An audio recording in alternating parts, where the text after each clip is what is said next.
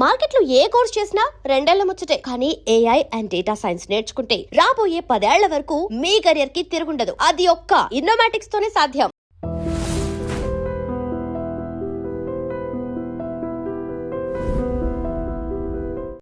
అందరికీ నమస్కారం. ముందుగా సుబ్రహ్మణ్య గారు, వాళ్ళు చిన్నవాళ్ళైనా పెద్దవాళ్ళ ఫంక్షన్ అయినా మీరు సినిమా పట్ల కళల పట్ల మీరు చూపించేది ఎవరు నాకు తెలిసి ఏ ఇండస్ట్రియలిస్టు చేయలేదు. ముందుగా ఈ విషయానికి మీరందరూ దాన్ని గట్టిగా చప్పట్లు కొట్టండి. నిజంగా మనస్ఫూర్తిగా చెప్తానండి. అంటే సినిమాని సపరేట్గా చూస్తారు చాలామంది. ఆ సినిమా వాళ్ళని మీరు ప్రేమించినంత సినిమాని ఎవరు ప్రేమించరు నాకు తెలిసినంత వరకు.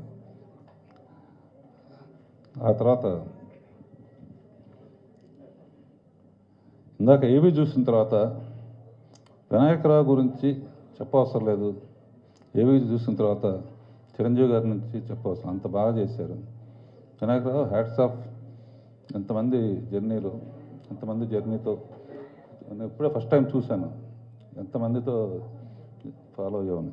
జర్నలిస్ట్ అనే పదానికి కరెక్ట్ అని అర్థం చెప్పాం. ఇకపోతే అనకూడదు కదా, బ్రహ్మానందం. నెక్స్ట్, భారతం రాసినప్పుడు వ్యాసుడికి వినాయకుడు అవసరమయ్యాడు. అలాగే ఇప్పుడు చలనచిత్ర భారతంలో హీరో చిరంజీవి గారి గురించి రాయాలంటే ఒక వినాయకరావే.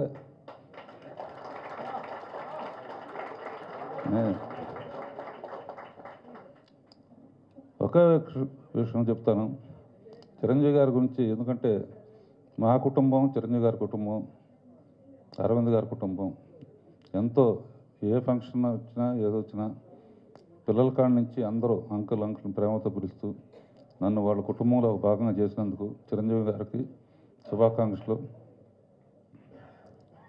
పర్టికులర్గా నా పర్సనల్ లైఫ్లో ఎన్టీఆర్తో 12 సినిమాలు తీస్తే చిరంజీవితో 14 సినిమాలు చేశాను.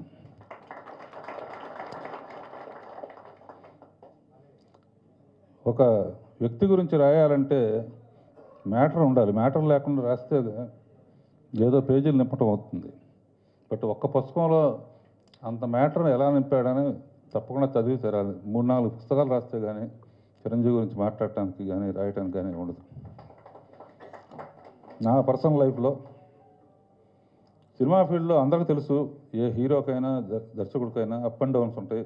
ఒక సీజన్లో ఫెయిల్యూర్స్ ఉంటాయి. ఫెయిల్యూర్స్ వచ్చినంత మాత్రాన డిస్కరేజ్ అవ్వకుండా ఎంకరేజ్ చేసేవాళ్ళు గొప్పవాళ్ళు అవుతారు. నాకు వరుసగా 2-3 సినిమాలు ఆడనప్పుడు జగదేక వీరుడు, అతిలోక సుందరి తీయాల్సి వచ్చింది. స్టోరీ డిస్కషన్స్ అనేవి జరుగుతున్నాయి. సినిమాలు 3-4 ఆడలేదు. ఇతను తీద్దామా వద్దా అని మా బావ చిరంజీవి గారు డిస్కషన్లో, మా బావ అంటే అసలు చెప్తుంది. మరి ఏమనుకున్నారో ఒకే మాట అన్నారు చిరంజీవి గారు. ఒక అతిలోక సుందరిని జగదేకుడిని కలపాలంటే రాఘవేంద్రరావు తప్ప ఎవరు లేరు. అంటే ఫెయిల్యూర్ని ఆలోచించకుండా నమ్మకం, ఒక డైరెక్టర్ అంటే నమ్మకం, రెస్పెక్ట్ ఇచ్చేది చిరంజీవి గారు. అది మట్టుకు. అట్లాగే నా సొంత బ్యానర్లో చాలా కాలం తర్వాత బాబాయ్ ఒక సినిమా చేయాలంటే తప్పకుండా అండి ఇమీడియట్గా డేట్స్ చెప్పారు. ఇద్దరు మిత్రులని నా 25th ఇయర్ డైరెక్టర్గా ఆ పిక్చర్ నువ్వే చేయాలంటే చేశారు. ఆ పిక్చర్లో వచ్చిన లాభంతోనే మా అమ్మాయి పెళ్లి చేశాను. అది అంటే అంతకుముందు నా దగ్గర లేదని కాదు, కరెక్ట్గా ఆ సక్సెస్, మా అమ్మాయి పెళ్ళి, ఆ డబ్బు తీసుకెళ్ళి అట్లా పెళ్లి చేయటం. అంతకుముందు లేకపోతే పెళ్లి చేయడానికి డబ్బులు ఉన్నాయి, అయినా కూడా అట్లా నా జీవితంలో మంచికి చెడుకి మధ్య అండగా ఎప్పుడూ ఉండేవాడు ఆయన. ఏ ప్రాబ్లం వచ్చినా, తనకే ప్రాబ్లం వచ్చినా నాతోనే చెప్తాడు, నాకే ప్రాబ్లం వచ్చినా ఆయనతోనే చెప్తాను. అలా అంత క్లోజ్ సంబంధం. అండ్ ఫైనల్గా చిరంజీవి అనే పేరు నువ్వు రాసావో లేదో ముందు మాటగా తర్వాత ఎప్పుడన్నా రాయి. ఇట్ ఈజ్ అన్ ఎగ్జాంపుల్, పేరు కాదు. ఎవరైనా సినిమా ఫీల్డ్కి వస్తే చిరంజీవిలాగా అయితే అంటే శిఖరం అన్నమాట. చిరంజీవిలాగా అవ్వాలనుకుంటే అంటారు. అట్లా హీజ్ అన్ ఎగ్జాంపుల్. నెక్స్ట్ మంచితనానికి సముద్రం అంత లోతు అనమాట. సముద్రం అంత లోతు మంచితనం, శిఖరం అంత ఎత్తు గ్రేట్నెస్. ఈ రెండు ఉన్న క్వాలిటీసే చిరంజీవి. చరణ్ గుర్తుంచుకో, శిఖరం సముద్రం ఆ రెండు క్వాలిటీస్ ఉంటే చాలు, సంపూర్ణమైన మనిషి అవుతావు. అండ్ ఫైనల్గా ఒక విషయం, అన్నీ మీ నాన్నతోనే నువ్వే తీసుకోకుండా మాకు కూడా కొంచెం అవకాశం ఇస్తాను.